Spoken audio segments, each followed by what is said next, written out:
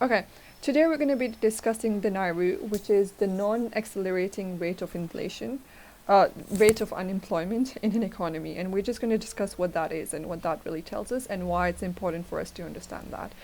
Now, imagine an economy at full employment. Now, when I say full employment, that basically means that everyone in the economy is working.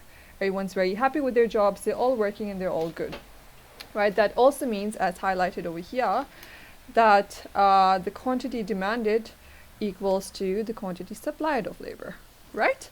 So the businesses who want labor, they got the labor and they're very happy with it. Everything's going fine. But is it really possible for us, for an economy to be at full employment? That's something that we discussed in class as well, right? And that's actually not possible. It's not possible for every single person in an economy to be employed. There's always going to be some kind of unemployment, right? And that's where we come over here. So when we say that there's full employment in an economy, that basically just means that there is full cyclical employment. That means that there's no cyclical unemployment. And if you look back into your notes, cyclical unemployment occurs when there's a downturn in the economic activity or there's too much of an upturn in the economic activity, right? So that kind of unemployment does not exist in full employment. That basically means that all the people are actually hired and they did not lose their jobs because of an economic downturn. Now, currently, because of the COVID-19, we are aware of the fact that there is cyclical unemployment. People are losing their jobs because there is an economic downturn, right? Now, let's see. At full employment, you will always have frictional, seasonal, structure, and hardcore unemployment. Always. And the reason for this is this. Frictional unemployment, we study that basically means that when you have left your job and when you're looking for a new job, that time period in the middle is frictional unemployment, right? That will always exist. You will always have people in an economy, leaving their jobs, looking for a new job, and that time frame for any person will always exist, right? So that always happens. We are aware of that. That it's impossible for people not to leave their jobs and look for new jobs. We can't stop people from doing that. There will always be seasonal unemployment, right? As we discussed, during Christmas time, the retail sector is blooming, it's flourishing, because they need more people. There's more tourism. So within that season, you get hired, you get jobs. So within the December, January season, we know that we get jobs. After that, we might really just lose their jobs. And if you actually look into the different businesses and if you take business studies, you will see that a lot of these businesses, they actually let go of people after the Christmas time period because that's when they don't need them anymore. They're just called Christmas casuals, right? So this will always happen. Structural unemployment can also occur. For example, when we had the mining boom, we needed a lot of people who worked in the mining sector only. We did not need doctors, we did not need teachers, we only need people who worked in the mining sector. That's why a lot of people actually lost their job at that time. And that is going to exist. That is not impacting the economy as such. I mean, there is unemployment, but this kind of unemployment will always be there. Like currently we know that because of the COVID-19, we need doctors, we need nurses. We know that the medical sector is flourishing, right? So a lot of other people, let's say if I work in IT or if I work in business or if I work in retail, I'm not going to get a job. That's not possible because the retail sector is not doing well. Some businesses are not doing well, right? We've looked at you must have looked at top businesses in business studies who have completely crashed, right? Virgin Airlines, Emirates, Etihad, all of them, they're doing really bad, or tourism industry is doing really bad. Right? Now, when it comes to hardcore unemployment, we know that hardcore unemployment is basically when you have been unemployed for a very long time. That's it. And you've been looking for a job for a long time and you can't find it. So these kinds of unemployment will always exist, especially in full employment.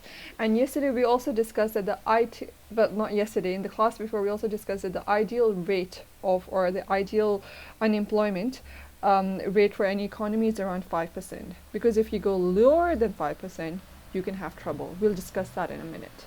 Right? 5%, just because you can never have an economy that has every single person in that economy employed. You will always have unemployed people in that economy. Just keep that in mind. Okay? Moving on.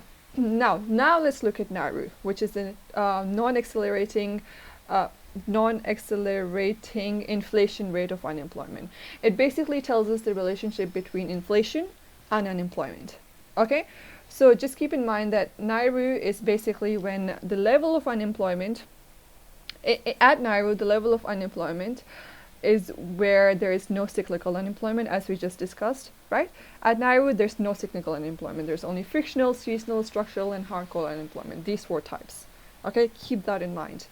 Then at NAIRU, there's full employment as well. And we know that under full employment, you'll always have 4 types of unemployment, which is frictional, seasonal, structural, and hardcore.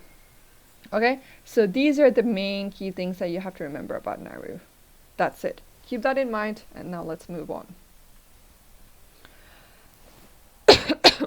Now, at NAIRU, or at this point, where you have full employment, where you only have 4 kinds of unemployments, and where you have no cyclical unemployment, an increase in economic growth will not see a further decrease in unemployment. Means that at NAIRU, if the government tries to prompt the economy to grow more, let's say by reducing interest rates or by reducing taxes or by giving fiscal stimulus like they are right now, right? Unemployment is not going to decrease further. Unemployment cannot decrease further, right?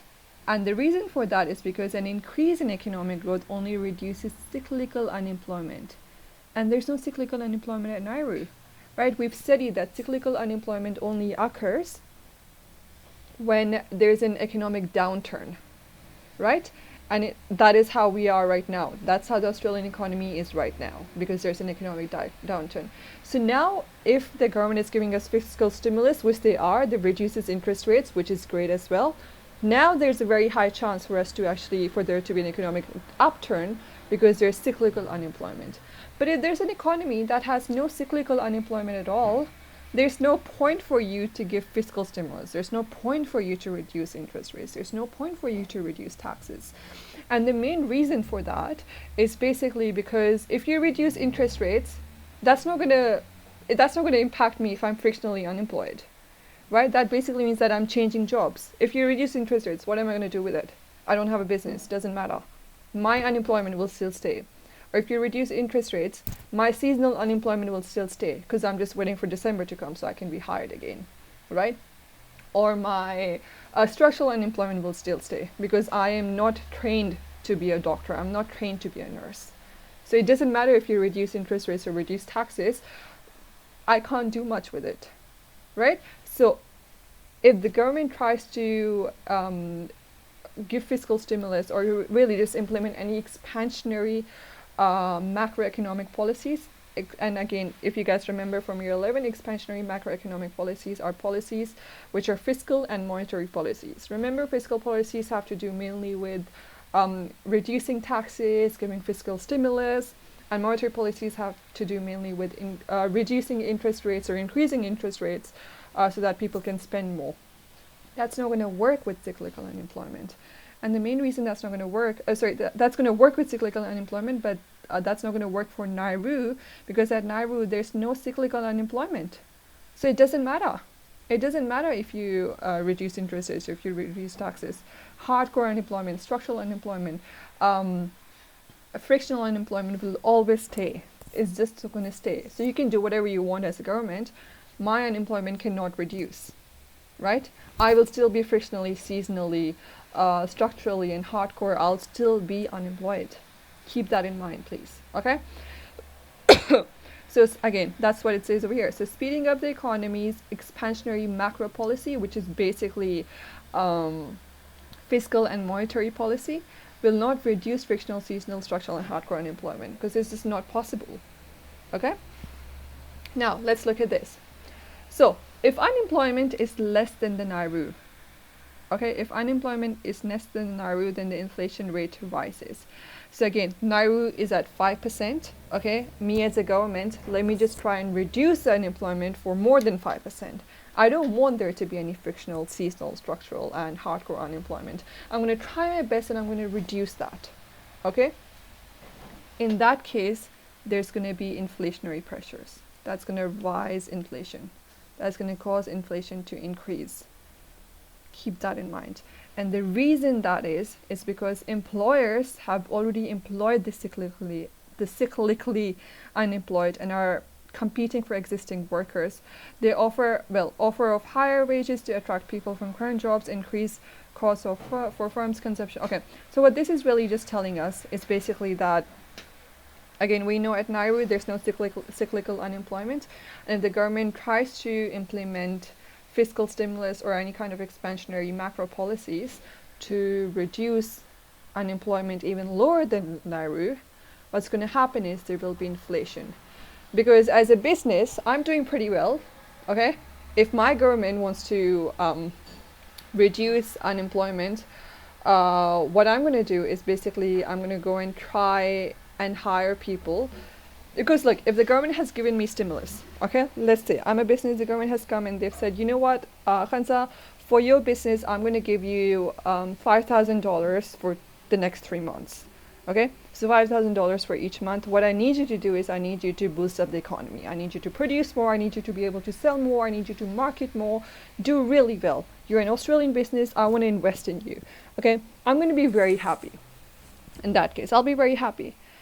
And in that case, I'll want to hire people that are trained or skilled to work with me, right?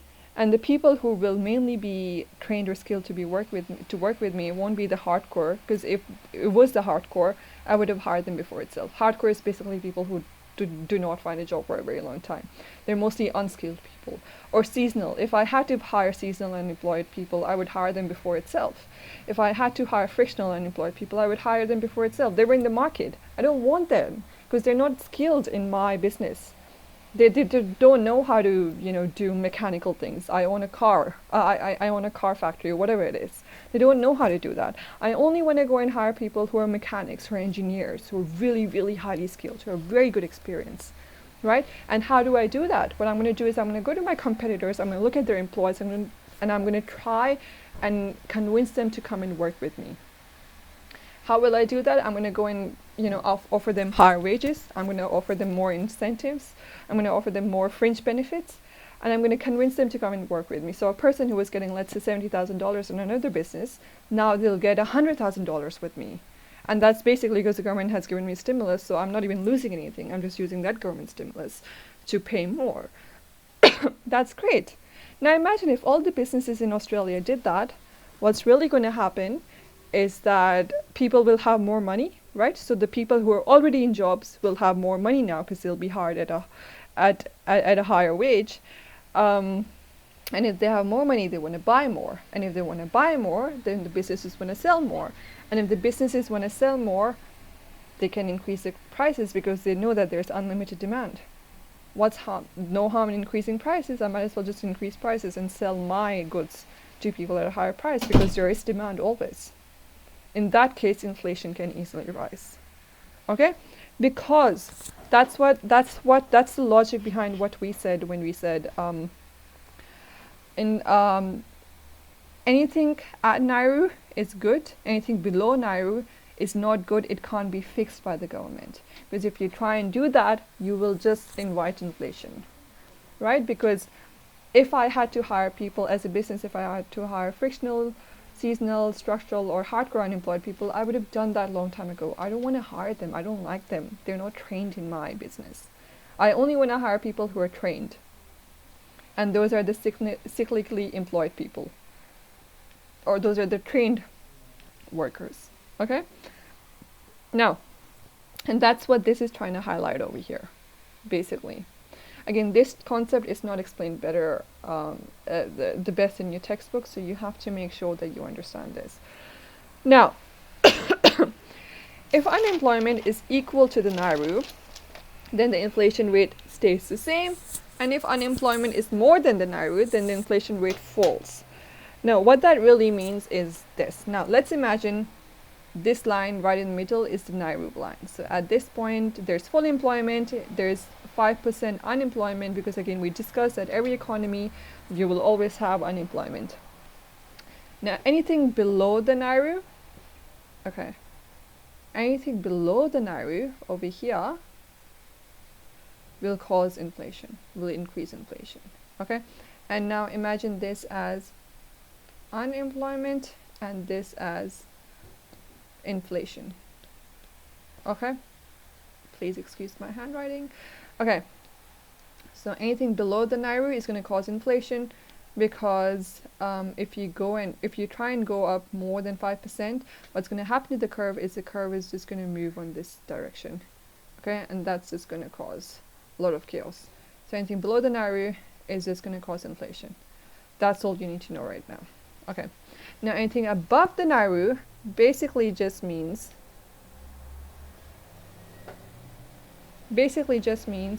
that there is cyclical unemployment, right? Because we know at NAIRU there's no cyclical unemployment, below NAIRU there's no cyclical unemployment.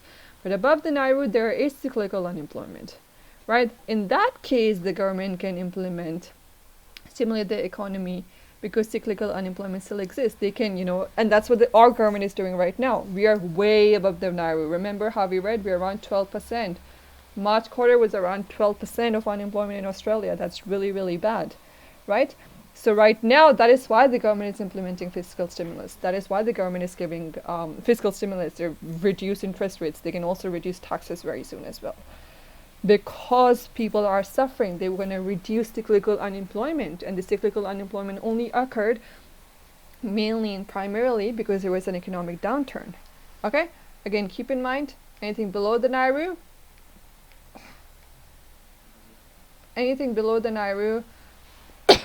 will cause inflation, definitely.